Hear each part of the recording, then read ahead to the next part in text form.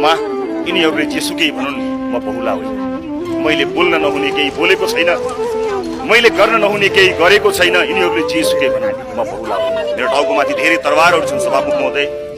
अदालतमा कुनै एउटा पेशेवर ऋण व्यवसायी मुद्दा हालेकै गर्छ, मलाई मिडिया मात्र होइन त्यता पनि मिलाउनुहोस् भन्छन्, तर म मिलाउँदिनँ सभामुख महोदय। मलाई न्यायप्रेमी जनताप्रति विश्वास छ, लोकतन्त्रप्रति विश्वास छ। म केही मिलाउँदिनँ, म देश मिलाउँछु। यही देशमा बसेर यही देशको व्यवस्थाभित्र जनताको अवस्था मिलाउँछु सभामुख महोदय। म केही पनि मिलाउन सक्दिनँ।